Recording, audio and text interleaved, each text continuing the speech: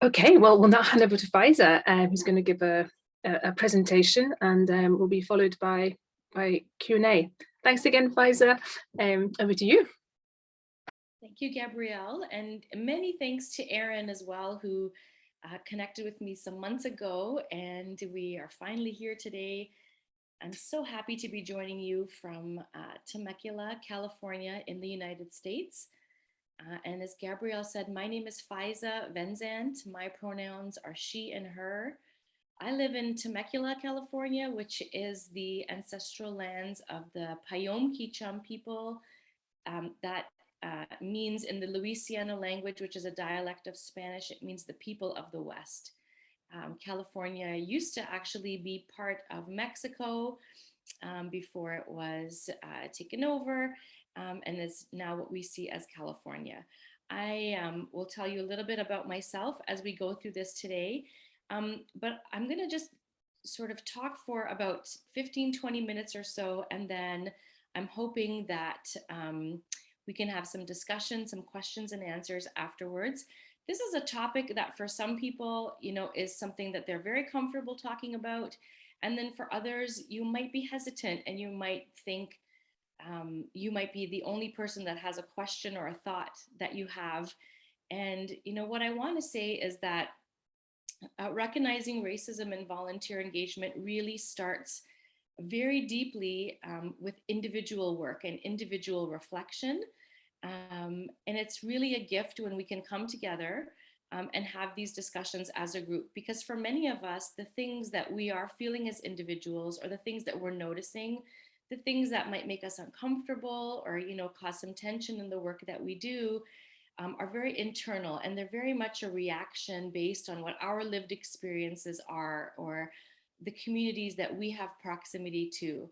And so really use this time today, see it as, I always see these opportunities so much as a gift, to be able to hear what other people are thinking and feeling and experiencing, and, using that time to share with each other. All right. We are going to be using mentee.com today. And if you've not used Mentee before, I'll walk you through it, but it's just a way for us to be able to share, together really quickly, and to be able to hear from each other really quickly versus, scrolling through the chat box. So we will be using that today, and I will walk you through that when we get there. So I am a CVA, which stands for Certified in Volunteer Administration. I work as the executive director for the Council for Certification in Volunteer Administration. We're an international body that certifies leaders of volunteers, very much like yourself.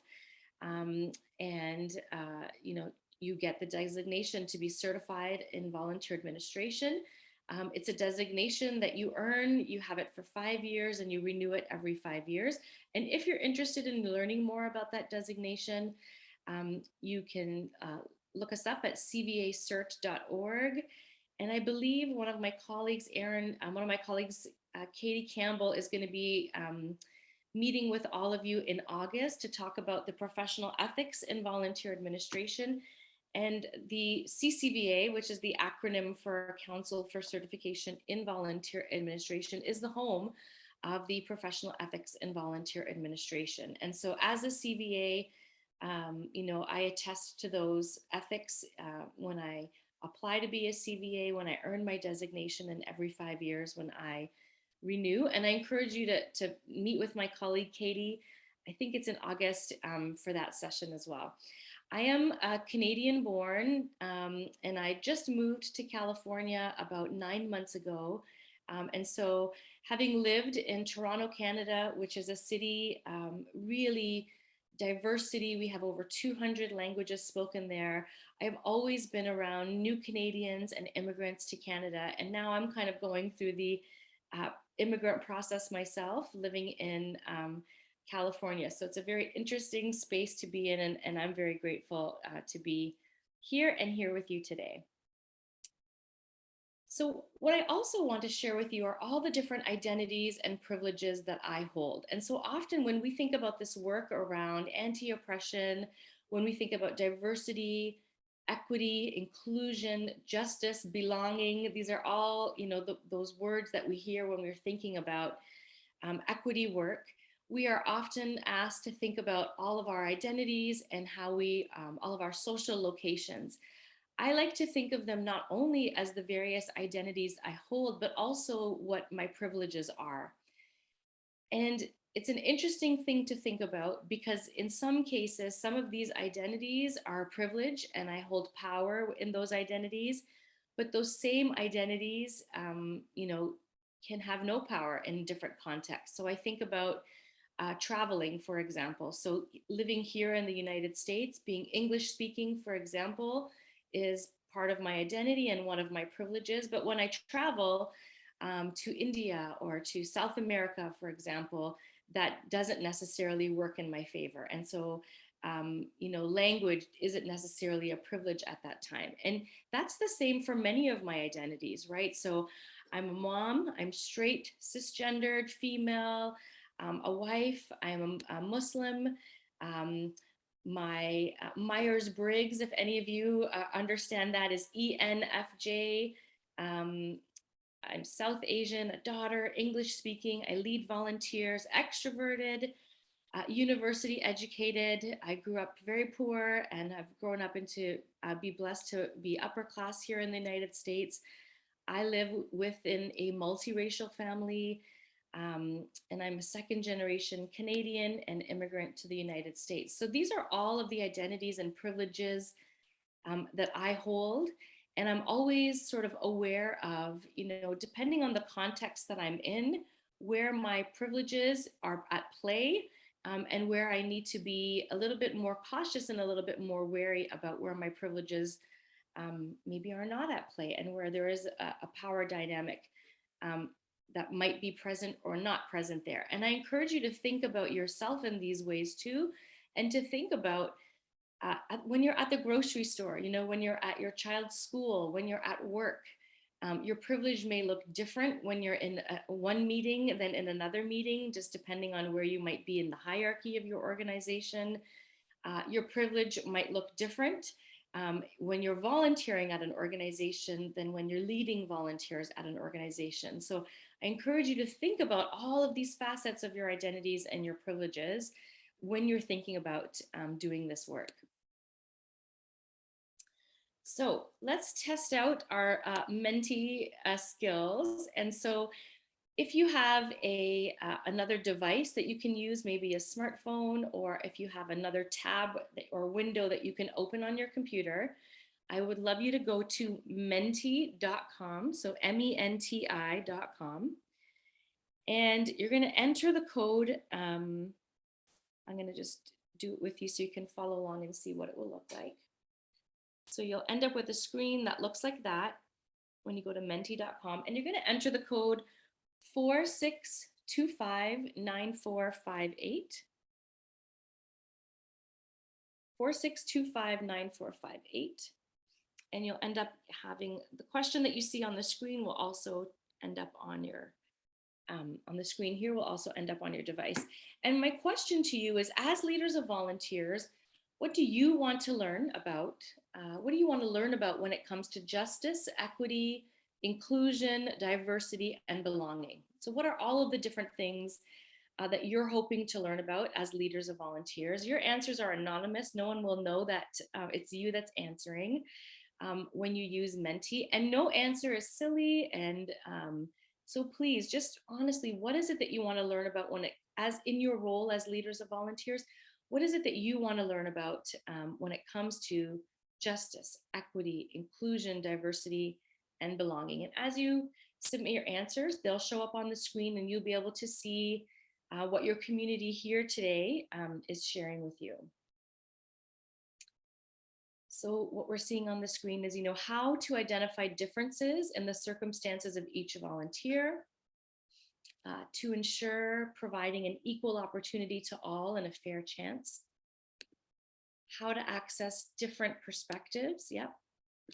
How can we measure how diverse and inclusive and ethical we are?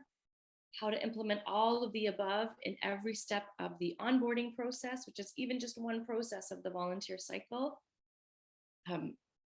Someone says, I don't, I'm not excluding anyone, even if accidentally. Yeah, which is like something that your intention is, never to, want to include someone, and even if it's accidentally, and it'll happen. I do it. I train in this work and I still do it. I'm still learning. But then how do you move on from that?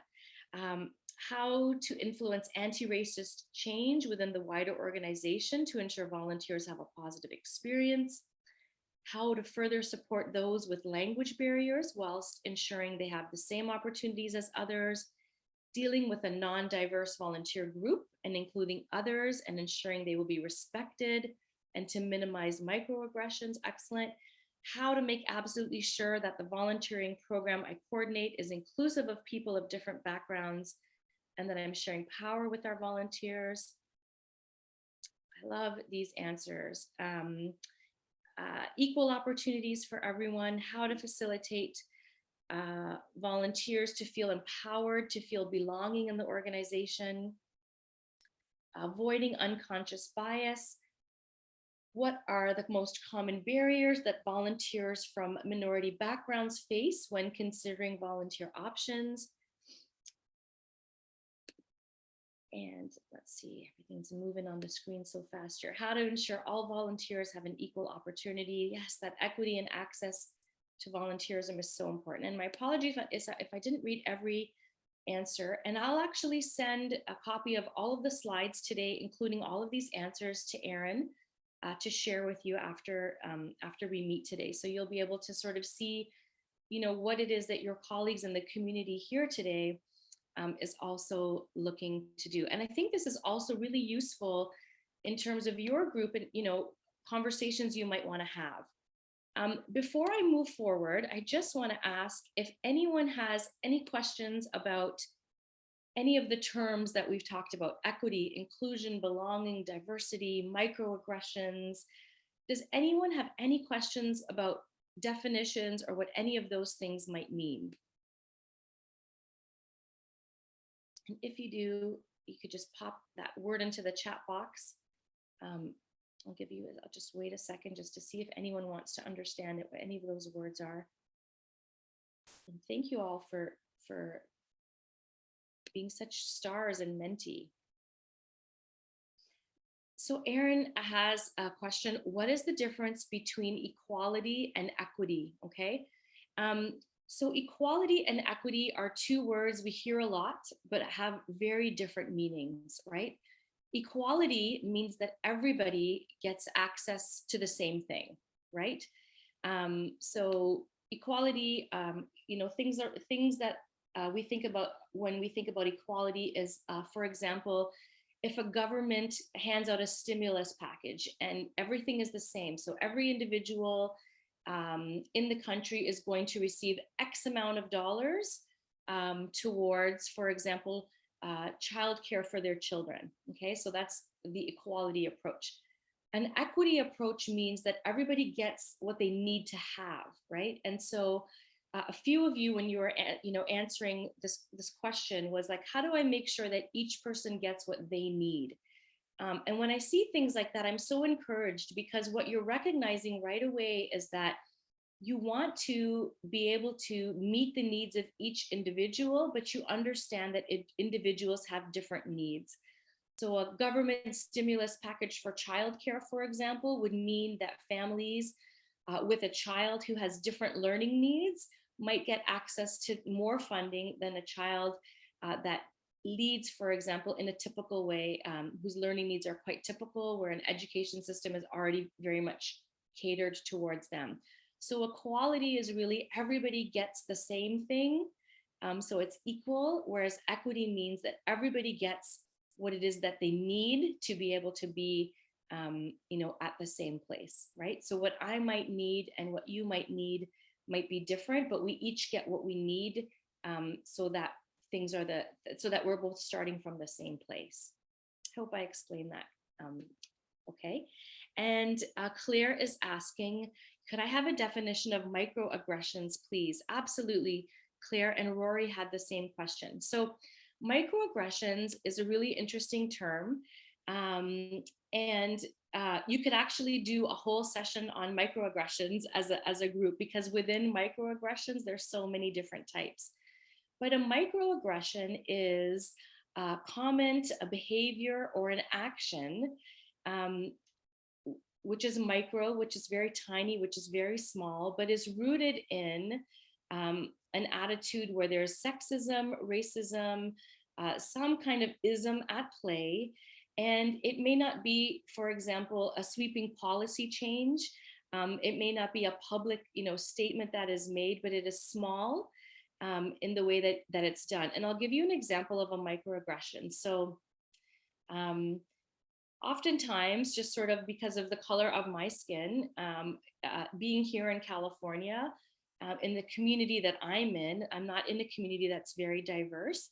A lot of people will assume that I'm Hispanic, or they haven't seen a lot of South Asian women, and so they will assume that I don't speak English. And so when I'm meeting people for the very first time, they'll often say something like, wow, you speak so well. Your English is you speak English so well. And, what they think that they're saying, is that, like, welcome, you're going to do well here. Your English is great. But what they really are saying, and what it feels like to me that they're saying, is, we notice that you're different. And there's something about you that makes us think that English wouldn't be your first language. It's a tiny little comment. It's micro, but it's also an aggression, because it's singling out a person. It's pointing out what's different. And there are some racist undertones there, right? When you look at somebody and make an assumption about them based on just how they look. A microaggression can be really damaging, because over time, you face them. I face them on a daily basis, and in a racial family, as a family, we face them on a daily basis. And sometimes I've heard people explain a microaggression to be like constantly getting paper cuts over and over and over again. And so one single paper cut maybe doesn't hurt, but when you get them over and over and over again, it does become quite painful. And so that's why it's called a microaggression.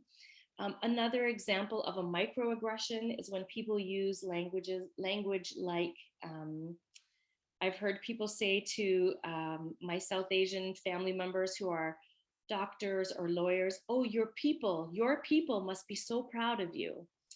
And again, it's a calling out and an acknowledging of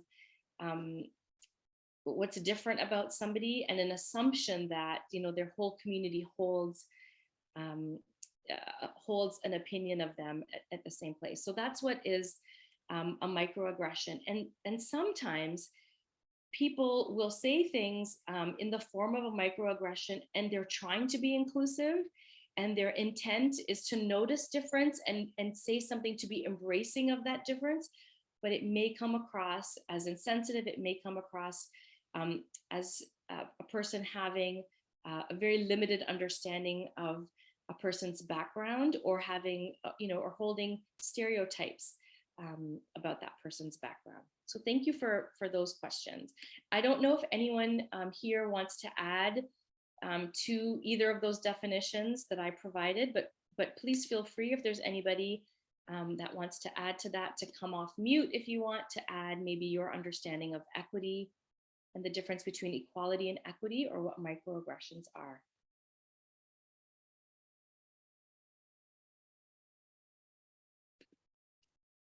Right. One of the things whenever you're talking about equity is for me, for example, right now, I'm really cognizant of that I'm the speaker here, and that I have some power here in terms of being the speaker. And so I always like to make sure that if there are other people, I never assume that I know everything in the room, and I always want to stop and sort of ask, if there's anyone else that wants to add, and we'll keep doing that throughout the presentation. Okay. So we are talking about racism in volunteerism, and I really quickly want to ask, when you're asked this question, what is culture? What comes to mind for you? And if you can pop your answer into Mentee as well. What is culture? When you hear that question, what is culture? So we have traditions, we have language popping up.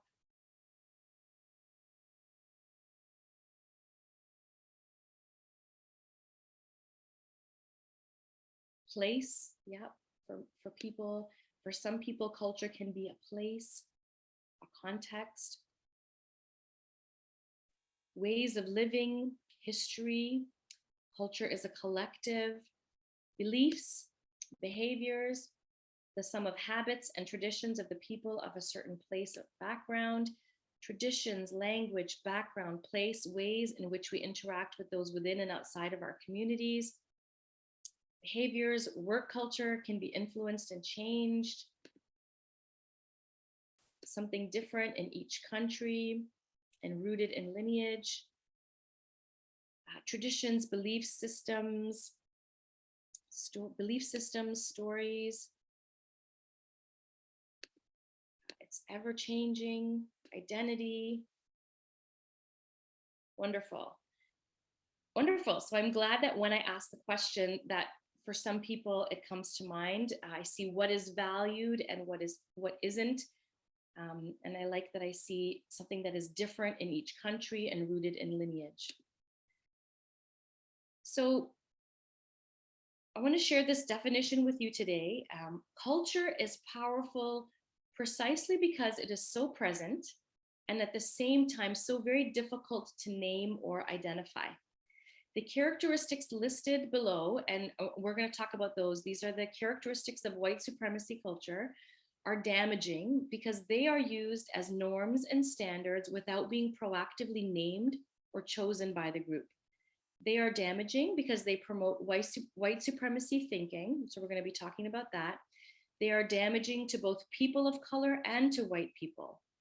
Organizations that are led, that are people of color led, or a majority people of color can also demonstrate many damaging characteristics of white supremacy culture. This is one of the definitions of culture that I find is most helpful to understand, because what it talks about is all of us working within, for many of us, being employed, volunteering, and existing within communities where we all, even though we may have separate cultures in our homes, we may come from different countries, we may speak different languages, we may speak different foods, there is still some shared culture that all of us experience. And whether we're white or we're not, the characteristics of white supremacy culture are so strong, and all of us have a role to play in understanding how they work, how deeply embedded they are in the systems that we all operate in, and all the things we need to unlearn. This comes from Dismantling Racism, a workbook for social change groups by Kenneth Jones and Tema Okun. They have done some incredible work on the characteristics of white supremacy culture. And if you want to understand more or learn more about them, I'll give you a website for Tema Okun going forward. And when you think about white supremacy culture, for some people, just those words, white supremacy, can inflict shame. They can make you feel defensive. They can make you feel challenged. And what I want really to impart is that white supremacy culture is a system of characteristics and ways in which we operate that benefit people who are white. It doesn't mean, that because we all are part of these systems that all of us are racist, all of us are white supremacists. That's not what this is about, and that's not what learning this is about. It's really about understanding all of these characteristics and seeing how they're at play and how they really help to benefit and place and keep into power one race, the white race, over other races. And so learning about it and understanding about it is really, doing that individual work to understand how we all benefit from some of these characteristics, because even me as a non-white person, I benefit from many of these characteristics, but I also need to unlearn how I benefit from them. I need to disrupt those things. And we're going to look at that a little bit today, just to understand how they're at play and how we got to where we are today, where racism is so deeply embedded that sometimes we can't even see it and name it in the culture that we're in.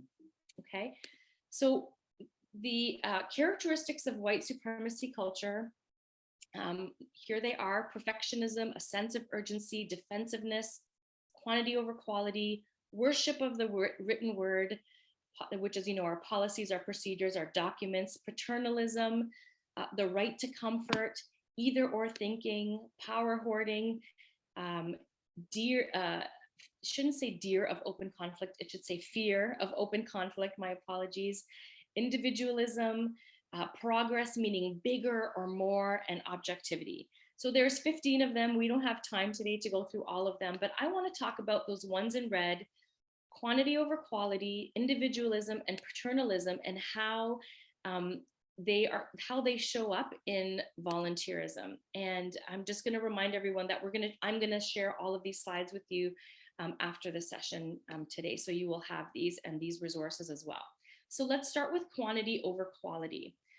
So when we think about white supremacy culture and the characteristics of white supremacy culture, one of them is this idea of quantity over quality. So how does this show up for us as leaders of volunteers? So for many of us, the way that this shows up is that the organization is at the center, right? The organization centers itself in its language, in the way that it operates.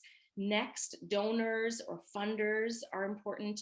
Next, volunteers are important. And then lastly, the community that is being served is important.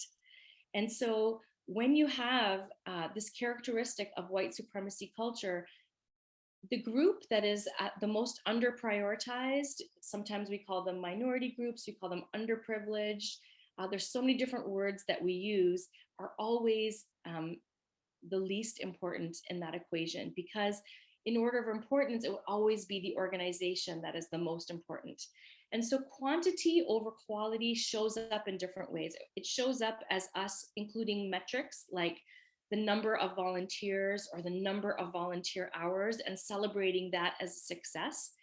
And really, the number of volunteers and the number of volunteer hours doesn't tell us if we've moved the needle on changing the rate of poverty in an organization. It doesn't tell us if we've moved the needle in the number of women who are reporting, has the number of cases of domestic abuse gone down because of the number of volunteers we have or the number of hours. There's the community that we serve is nowhere in that statistic, right? When we focus over quantity over quality, which is really the impact of the work that we're doing.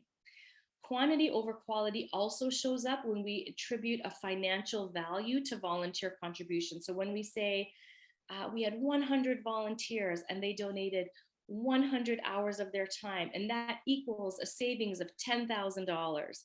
When we attribute a financial value to volunteer contribution, again, our community is not centered in that, and it doesn't really report on whether we've had an impact on the community that's being served. And realistically, if a donor was to give us $10,000, we would never replace volunteers with paid staff. We would take that $10,000 and invest it somewhere else in our organization. Quantity over quality also asks us to focus doing more with less, right? And so for many organizations, there's one person leading volunteers, or it's a very small department of staff who lead volunteers. And then our human resources departments, for example, might be quite larger, right? And maybe dealing with smaller numbers. So I've always worked in organizations where the number of volunteers always surpasses the number of employees, but there's always been like 20 people in the human resources department and 2 in the volunteer development or the volunteer management department. And so doing more with less is encouraged, and it's actually celebrated, right? And people say, we were able to do all of this with just one leader of volunteers. And that's quantity over quality.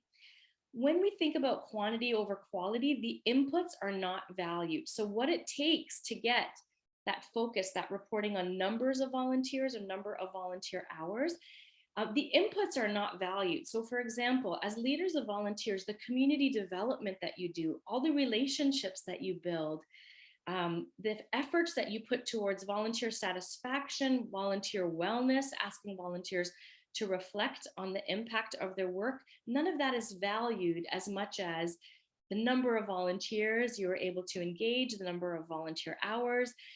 For many organizations, the number of volunteers who donated is also something. that is valued as well. So the process is not as important as the outcome, right? And so oftentimes the process, right, the process that leads up to you getting those numbers of volunteers is really at the heart of the work that you do. And that's the beautiful part of what we do in engaging communities and getting them to be part of the work that we do. And none of that is valued and none of that is measured. And none of it is measured as much as the numbers that we're able to produce. And that is quantity over quality. And we see it not only in volunteer engagement, we see it when we think about the number of dollars we raise. We think about it in terms of the number of new buildings we're going to open, the number of new exhibitions, the number of people that come through our doors. And none of it really talks about the community that's being served or what it's done to really affect our mission and our vision and our values of our organization. So how do we disrupt this, right? Our challenge is, how do we define quality? How do we measure value and inputs, right? So what goals, and what I ask you to think about, right? We're not going to answer all of this today, but in terms of thinking about how you might disrupt this, what goals and deliverables do you have that don't include a number, okay? And so when you're thinking about your performance planning, or you're thinking about how to highlight the role that you do, and how to bring credibility to the work that you do as leaders of volunteers, what goals and deliverables do you have within your organization that don't include a number? How do you animate your organizational values? So if your organization has a mission, vision, and values, how do your goals relate to those values, right? How does the number of volunteers and the number of hours relate to a very popular value that organizations have, like integrity or inclusion or community participation? How does that goal relate to that? How do you know if you're being true to them? Okay, what accountability is there? So I'll give you an example. A group that I worked with Volunteer Ireland, they have 4 values: inclusion, respect, integrity, and courage. But they deliver a ton of workshops on interviewing volunteers, onboarding volunteers. How do you make a relationship between the work that you do and the values of your organization, right? And so one of the ways to think about that is to think about the volunteer cycle, and to think about how can you infuse those values all throughout your cycle. And so when you're talking to your leadership about needing more resources, or wanting to have a goal that is not measured around numbers, but we want to be more inclusive, and we want to include that in all parts of the volunteer cycle, you relate it back to the organizational values, and you explain to your leadership, if we want to live and be active in our organizational values, here's the way we can do it throughout the volunteer cycle. And this is what we're going to measure ourselves against today. How are we going to be inclusive in our recruitment and messaging? How are we going to be inclusive in our screening? How are we going to be inclusive in our onboarding? How are we going to be inclusive in our coaching and in our training? How are we going to be inclusive in our celebrations and our recognition, in our evaluation, and how we say goodbye to volunteers, right? None of those things have numbers associated to them, but that value is there throughout, and you can link it back to your organizational values. When you think about the quality of the work that you do, if your goals do not include centering the community that you serve, you oftentimes are probably not seeing them from an asset-based perspective. And what I say to people is, center the community that you serve in your work, right? See them from an asset-based perspective, and drop the pity and drop the paternalism, right? So when you are messaging your volunteers about the impact that they're having, talk about your community in an uplifting way. Talk about your community from an asset-based perspective, and talk about the roles that the volunteers have played in partnering with the community to get to that point, and imagine what it might look like to even move forward from there. You also want to build ways throughout the volunteer cycle and throughout your volunteer program for volunteers to challenge their biases and reflect on the impact that they're making, right? Having the most hours didn't mean that you did them well, right? And it didn't mean that you made any impact on the community being served. And we all, many of us may have had experiences with very long time volunteers who hold their volunteerism in such a high identity for themselves. They've done many, many, many, many hours, but they really haven't done anything to really change the mission of the organization. They haven't really done anything to add to the profile of the organization in the community. But it's nice to have them, and it's nice to talk about, having volunteers around. So thinking about, challenging those biases amongst what a volunteer can do, even amongst volunteers themselves, asking them to reflect on why they volunteer, what impact they would like to see and make, and not focusing so much on number of hours served, and focusing more on the community that's being served. So next, let's think of another characteristic of white supremacy culture, which is individualism, right? Individualism shows up when we focus on volunteer awards and we focus on individual contributions instead of community impact. So an award for the number of volunteer hours. These awards are often easier to achieve for those to whom volunteerism is easier to access. If you have X amount of hours to give, you're probably in a place of privilege to be able to have that much disposable time at your hands, right? And so oftentimes it's easier then for those people to achieve these accolades, right? So the person who is getting an award for the number of volunteer hours does experience and live with a certain level of privilege to be able to volunteer in that way. It also shows up in the way that we name things after people, right? So we name awards after people, we name benches, rooms, walls, trees, all kinds of things after donors, after volunteers. And again, often they are named for those people for whom volunteering is easier to access. And we need to recognize again that access is a privilege. The other thing to think about is that in many cultures, and this is where you can be inclusive, in many cultures, anonymous giving is the norm. So growing up as a Muslim woman, all of our tithing, which we call zakat in Arabic, is done anonymously. You don't put your name towards anything, and what one person gives and what another person gives is not known. So you don't know who $1 million donors are in your community versus someone who's able to give $10 a month towards their community. It's an anonymous giving is the norm, and it's because the impact to the community is what's most important. And so for some people, when they come to your website and they see how you do volunteer recognition, and it's about naming people, it's about contributing, it's about calling out the number of hours that people have, they may automatically, I do it myself, they may automatically screen themselves away from your organization because that's not a form of recognition that resonates with them. And so when organizations are saying, how can I be more inclusive? Think about the policies that you have, which you think are encouraging, which you think that are celebratory, which actually might be exclusive and which might be culturally insensitive. Individualism is it fosters competition between individuals versus collaboration between individuals.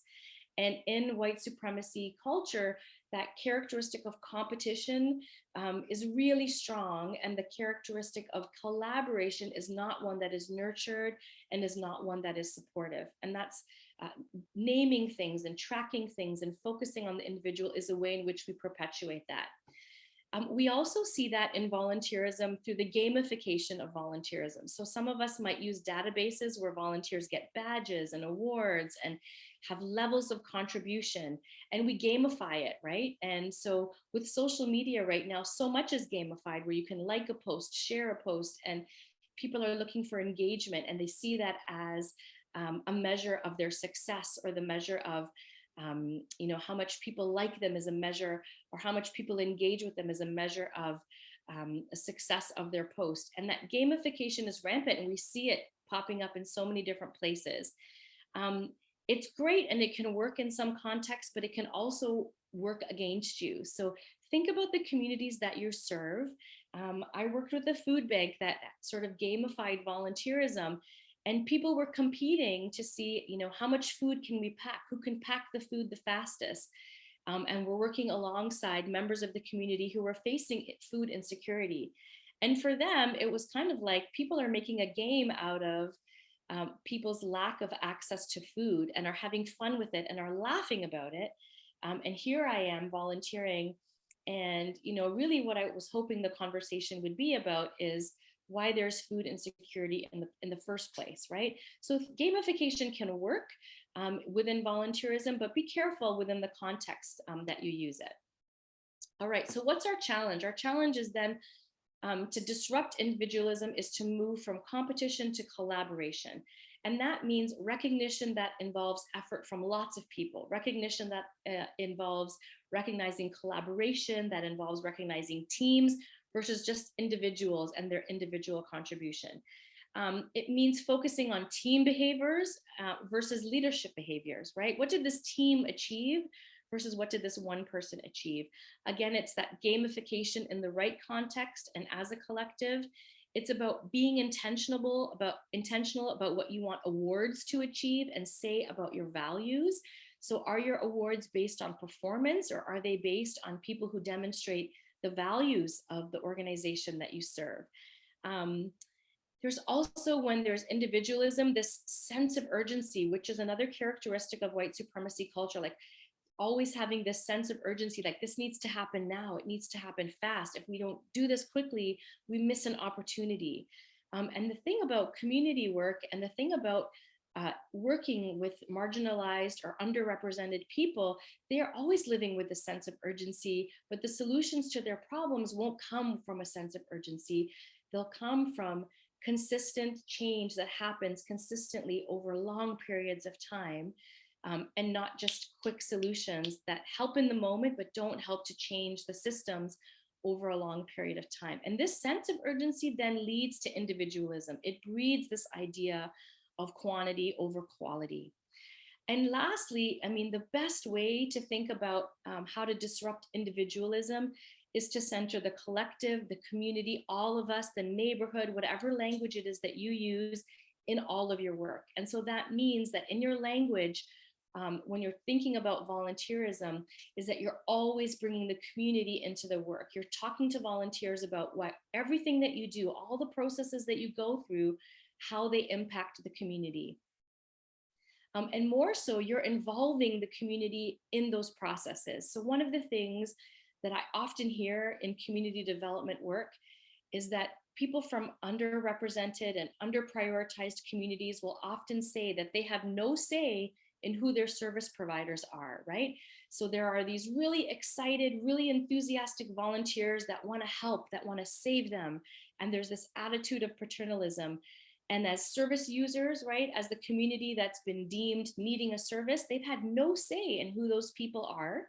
And they have very often very different lived experiences. They often have to re-traumatize themselves by telling their stories to these individuals to help them understand what they're going through, versus, for example, somebody that might have experienced homelessness, receiving some service from someone who's never experienced homelessness, having to tell their stories of how they became homeless, what that's like, and then, someone who's never had that experience saying things that are microaggressions like, wow, you're so brave, I could never have survived that, or I could never have done what you've done, versus receiving service from a volunteer that has also experienced homelessness, where none of those conversations have to take place, and they focus on solutions and they focus on working together, and they have a shared understanding and a shared lived experience.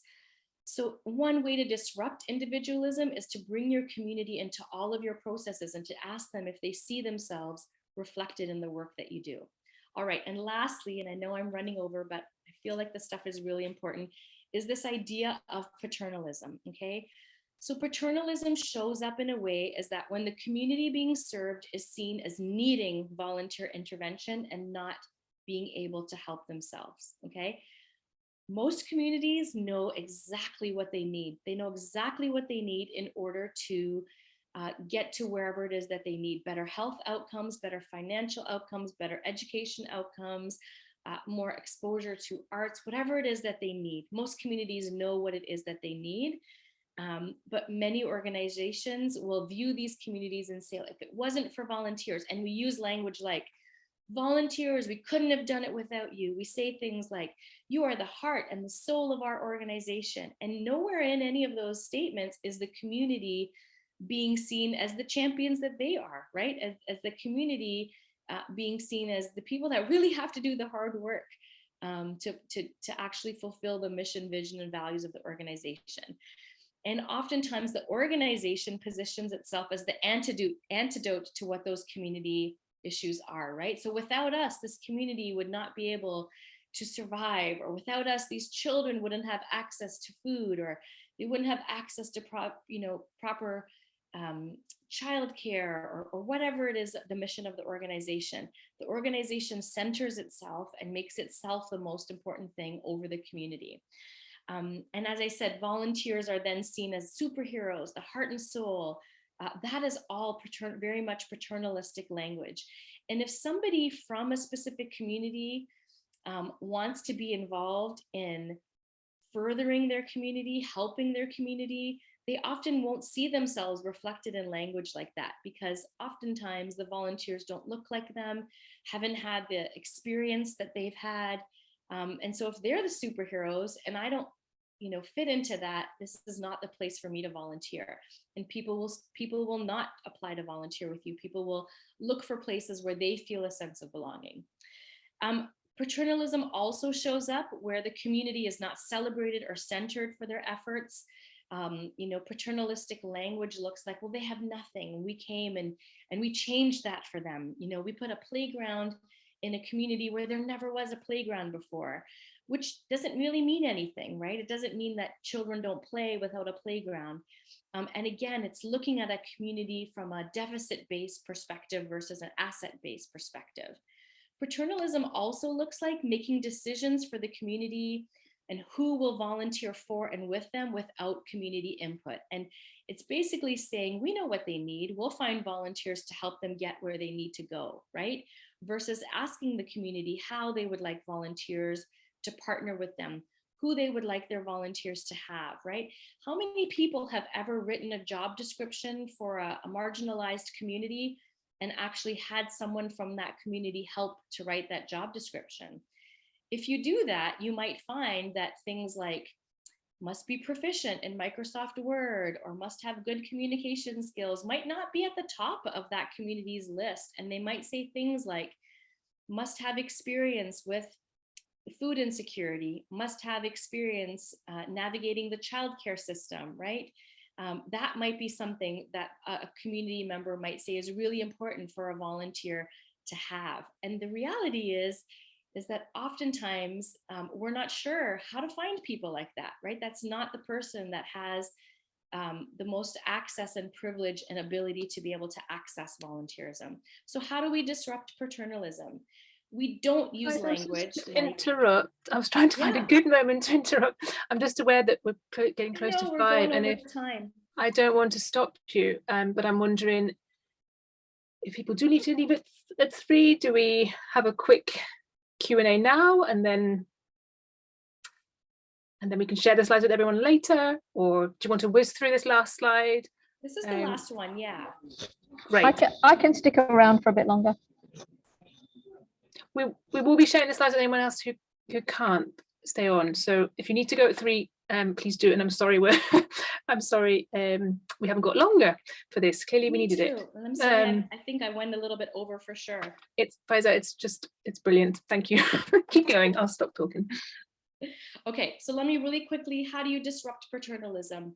And I'm glad you're recording the session too, so hopefully people missed the last bit, they can get this. But you stop using language like what you see on the screen. We couldn't do it without you. They have nothing. They need you. Stop talking about the community that you're serving in a way that looks at them from a deficit. Use vibrant, beautiful photos of the community. Talk about them in terms of all of the skills, all of the joy that communities experience, even if they are under prioritized. Stop using things like fear and guilt and saviorism to recruit people, right? Don't guilt them into volunteering for you. And don't give them a false hope that they're going to be doing something like saving the world by volunteering, because if that was true, we wouldn't need volunteers anymore. We wouldn't be in the place where we are. We wouldn't be still having these conversations. So place value on lived experience in your position description, involve the community in all areas of strategy and planning for your program. Have community members vet your language, your application, your interview questions, your position descriptions, policies. Ask them how it makes them feel, and do they feel they are being portrayed accurately? Talk about the community being served with esteem, respect, and move away from hierarchies, right? So if you have hierarchies within your own volunteer program, move within them, move away from them, and find ways for people to team up and work collaboratively. And the last thing that I would say is take all the time you need to mend fences, build new community connections, and embody allyship. Don't have a sense of urgency when you do this work, because this isn't work that is going to benefit from you trying to do it quickly or trying to do it fast. Take the time that you need to really build genuine relationships. Take the time you need to do your own self-reflection, to understand your own biases, to understand where you have work to do, to understand communities that you don't have proximity to. And, I know for me, one of the dimensions of diversity that I struggle with and I don't have enough experiences is around gender, right? And so what I'm really trying to dive into and really understand is the use of pronouns, and how, a few years ago, 3 sets of pronouns has now, changed into 11 or 12 different sets of pronouns. And why is it important for people? And what do all of those different pronouns mean? And how can I celebrate that and acknowledge that and encourage other people to do that? How can I understand the transgender experience better? It's not a community, nobody that I love is experiencing that. And so it's not a community that I have proximity to. And oftentimes when it's communities that we don't have proximity to, it's not that we don't want to understand those communities. We only know what we know. And part of doing this work is to uncover what are the communities that you don't have proximity to and need to do work on. Because oftentimes when you don't have that proximity, you're not being inclusive of that community or bringing them in. So what I would sort of end with is just to sort of say to you, start where you are, and use what you have, do what you can, right? Start slowly. You don't have to revamp your entire volunteer program today, but you might just want to start with one piece of it and try to work out, what does it look like for this piece of my process, recruitment, for example, to be more inclusive, to be more diverse? How can I involve the community just in this one piece?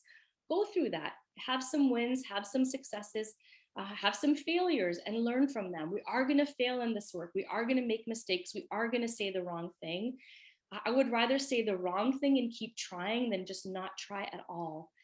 Because I think that in this work, so many of us get scared. We don't want to engage because we're so scared of not doing anything. And I think there are more caring people. There are more people who want to be inclusive, but there are equally so many people who are scared to do this work that we don't do anything at all. And I think that's why we end up, where we have systems that reward racism, and we have systems that are built on white supremacy culture characteristics that still thrive. All right, I'm gonna end it there. I can stick around for a little bit longer as well. And if anyone has any questions, maybe come off mute and we can chat. And I guess I should ask the organizers if you're able to stick around before. Thank you so much, Faiza. I think your reflections on quality, not quantity, and taking time are very pertinent to the fact that we have run out of time and maybe haven't given ourselves as much time as we need to fully think through some of what you've introduced us to and talk about it. But should we, for those who can, could we stay on until 15:15, and that gives us like 10 minutes to chat and answer any questions. And I noticed there's some suggestions for follow-up in the chat, so maybe that's something that the Volunteer Organisers Network can consider, because it's obviously been a really popular event. But as you just said, Faiza, this is work that takes time. I see a couple hands raised. I see Great. Let's go for that. Who's I can see Joanna and Ashley. Joanna, do you want to go first, just because you're top of my list? Thank you. Hi, I'm Joanna Todd, Volunteer Development Officer with Historic Environment Scotland. I'm currently on holiday, so apologies if any children come running and screaming towards me right now. Thank you so much, Faiza. That was absolutely amazing, and I'm new in my role, so really helpful for thinking about how I move forward. I'm wondering, for myself and probably for a lot of people on this call, we work with heritage organizations, and I appreciate that for me as a white cis middle class woman, heritage is a very welcoming place. It's a very safe location for me, but that is not going to be the case for people from different backgrounds to myself. So I know it's quite specific, but do you have any insight for when the nature of what your organization does, in this case heritage, might not feel welcoming to other people, how we can address that? Yeah, and when it comes to heritage organizations, even the way heritage organizations are set up is very culturally specific. So for example, in some cultures, I'm going to think about museums, for example. Okay, so in some cultures, hoarding items, right, and displaying them behind a case where people cannot see and touch and feel and experience it, where people have to walk by an artifact or a piece of art, or have to pay admission, or have to behave in a certain way, dress in a certain way, is not a way in which an organization expresses culture or appreciates culture, right? And so for some organizations, being able to touch and feel, being able to pass, artifacts around, being able to pass them through families, for individuals to own things, for things to not be behind closed cases, is a way in which they experience culture. And one of the things that I've seen that museums have been doing is really having culture explained. So for example, if you have a display and you're thinking about artifacts from a specific time and place, is actually having people animate those things, right? And so instead of having to just walk by an object and read something on a wall, is to actually have people come and animate how that object was used, how that object was created, why it's culturally significant, and having people talk about, of different cultures, explain why it's culturally significant to them. And so, for example, in a space that might feel really safe and inclusive to you, Joanna, is to ask people who are not like you, why isn't this space safe for you? And what could we do to make this space a space that would be one that feels safer to you, or one that you would be interested in going to? What could we do differently? How could the programming look differently? Even in the way that volunteers interact, right? So if your volunteers are, the language we use in the US is like docents, like tour guides. Even if, in what ways could volunteers interact or act differently in a way that would make it appealing to you, or would make it safe to you? A lot of organizations, one of the ways that they're doing that is to try to make things appealing to children, because if they can get children to come in, they can get their parents and families to come in. And I actually think that's a really brilliant way to do that, because what they focus on is sort of like developmentally, what would children appreciate? And culturally, it doesn't matter what language you speak, it doesn't matter what culture you're from, developmentally, the brain works through its process with children across cultures. And it's a brilliant way to do that. And so even just to think about, how would you explain this to a child, right? Like, how would you make this interesting to a child? And oftentimes when we do that, we inadvertently are very inclusive, because we are looking at it from that developmental perspective of children, which is shared across all cultures, all languages. And then we bring in their parents, and then it becomes a shared experience like that as well. And what I would say, Joanna, that's really important is, it's not something that you can solve on your own, right? From the lived experience and the perspective that you have to include the perspectives that you don't have and that you want to see, in asking, you know, what would make this space a space that you would want to come to, that you would feel some ownership and some pride over having. One of the things I love about being in Europe, and Gabrielle was asking, you know, have you ever been to Scotland? I haven't, but I've spent a lot of time in England. And one of the things I love are all of the hikes that you can take, the heritage parks and the heritage walks, and how people can just share the space of land.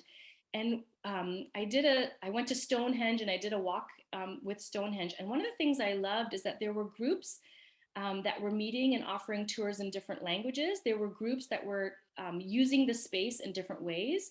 So there were groups that were just there to, you know, photograph, get pictures for Instagram, you know, like I'm going to hold Stonehenge in my hand, you know, those funny kinds of things.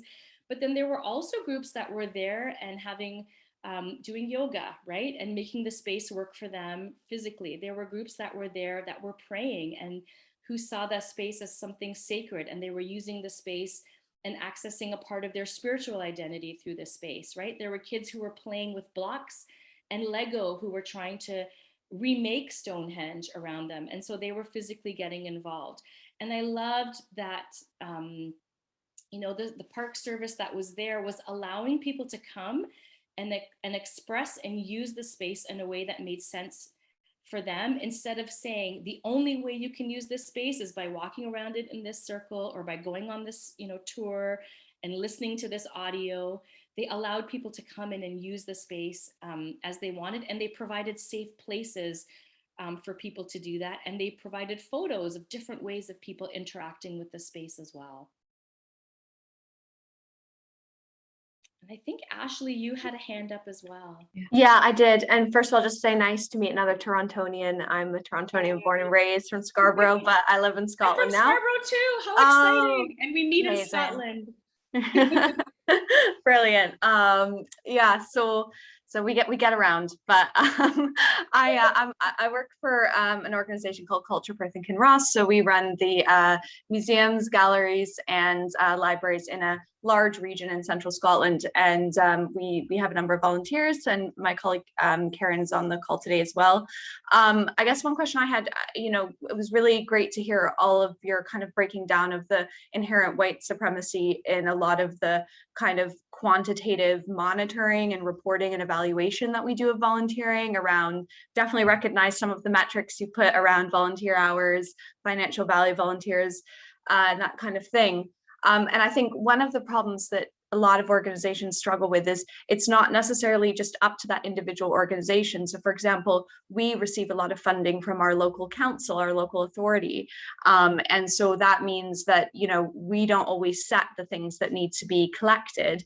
And I know also for a lot of things like maybe grants from grant funding bodies or various funders, you know, they are actually the ones who set the agenda in terms of what is valued, what is collected, and what isn't. And I guess I wondered what kind of thoughts that you had around, you know, while individual organizations may recognize the value of, you know, monitoring impact on a community rather than numbers necessarily, you know, what kind of advocacy can we do as organizations to actually encourage those funding bodies to start valuing different types of metrics about impact?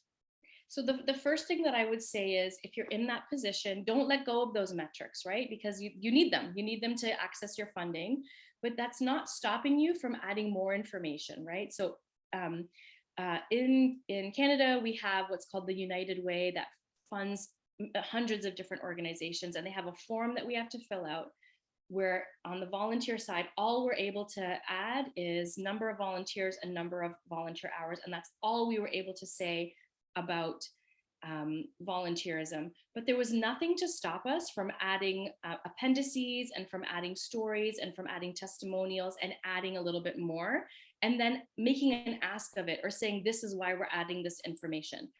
One of the things that I have found is most impactful, because your funders are having the exact same conversations that we're having right now. Funding bodies are having the exact same conversations, and they're talking about, how do we disrupt fundraising? How do we be more inclusive, right? Like, how do we change the funding process? How do we revamp our forms, because they know the same thing. They're having these same conversations. It's going to take them some time too to change the asks that they have, because they know that once they make a different ask, it puts pressure on you to implement new systems to meet whatever new metric they ask you for. One of the things that I have found to be the most impactful, when I talked about how the inputs are not as valuable as the outputs, an input that I find to be really valuable is a volunteer wellness or a volunteer satisfaction survey.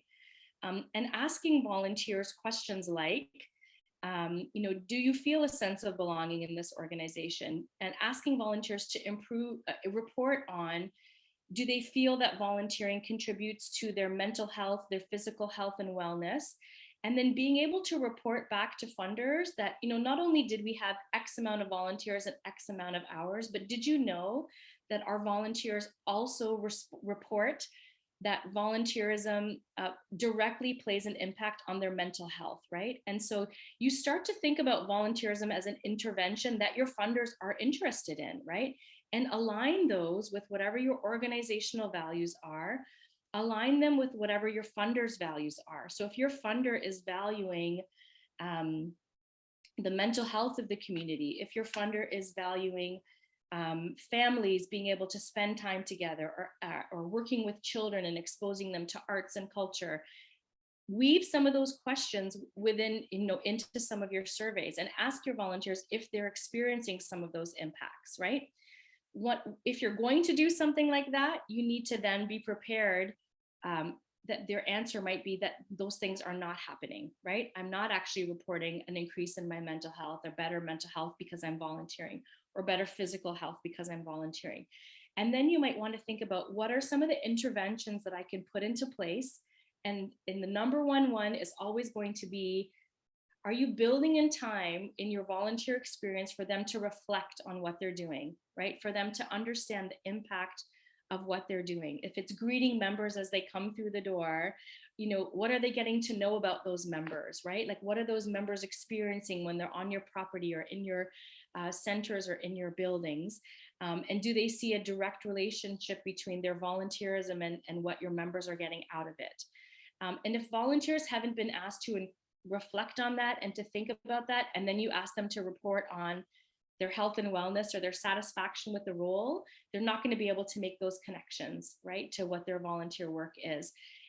So don't stop giving your funders that data, because it's important, but they're also having these same conversations, and take the time to provide them with more than what they asked for, right? And an example of what you give them might turn out to be, we want to know a little bit more about, when you say your volunteers are reporting increased mental health through volunteerism, we want to know a little bit more about that. How did you, get to that point? How did you, understand that?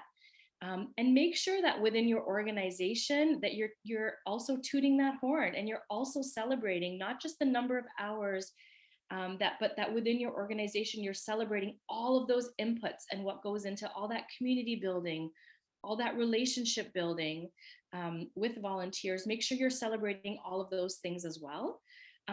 Another interesting metric that we're not asked to, ever asked to report on, but what might be interesting to collect is, how many volunteers or how many community members did you actually have to interact with to get to those 100 actual volunteers, right? What some organizations don't realize is sometimes you have to interview 500 volunteers just to get 100, right? And then out of those 100, maybe in terms of retention, only like 75 of them stay on for a certain period of time. And then maybe only 50 of them stay on for a certain period of time. And what doesn't get valued is that 500 number, right? That, Ashley and Karen and their team actually interact with 500 community members in order to get to those 50 volunteers that stay on for a year or more. And so start collecting that kind of data as well, and reporting on that, so that it's focusing more on the inputs that go into that final number of volunteers and number of volunteer hours, because people probably have no idea. And in your HR teams, it's the same thing, right? How many people are being interviewed for each single volunteer role? How many interviews do they do? What is the pipeline that they use? Fundraisers do the same thing, right? We're going to have to make we're going to have to reach out to 10 of these donors just to get that one gift. And they're trained in that. They're trained in thinking about this pipeline.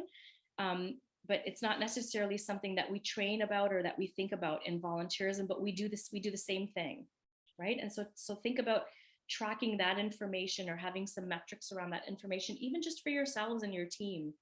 And making sure you share that with your organization so they understand all the inputs that go into the work that you do. Thank you so much. It's really helpful. That's really helpful. There's lots of really practical advice, as well as, you know, lots of bigger picture, thought-provoking things that you've mentioned about, you know, about reflection, about just really considering why we do what we do, and questioning why we do it. I'm so sorry we can't stay on for longer. I believe you've got a full day ahead of you. It's like the crack of dawn. I hear my children waking up, and oh my goodness, heavy feet upstairs. So yeah, it was a real pleasure to start this conversation with you, and I really encourage you in your network, you know, even just take one of those pieces of those characteristics at a time and just have a session thinking about one at a time and brainstorming, how do we disrupt this idea of individualism, or how do we disrupt this idea of sense of urgency, and start to share your failures too, right? I messed up when I said this, or this is what I learned, because I know that by showing up, everybody wants to move the needle here, but if we don't do anything, and if we are too scared of making any mistakes, it's not going to move anywhere, right? And I would rather have the good intention and make the mistake than just not do anything at all. Wise words. Okay, thank you for starting the conversation. We will definitely keep it going and hope to connect again soon. Thanks everyone for coming. I think we would love feedback. There's some really lovely comments in the chat, but we will send out an evaluation, and we would really appreciate it if you could take a couple of minutes to fill it out. We don't just ask for the sake of it. It is in the spirit of true reflection. Anything else I've forgotten to say, Erin, that can't wait? Well, good. Faiza, thank you again. Have a lovely day. Have a good afternoon, everyone else, and see you again soon. Erin, I will send you the slides a little bit later. After I get my kids to school, I'll send you the slides.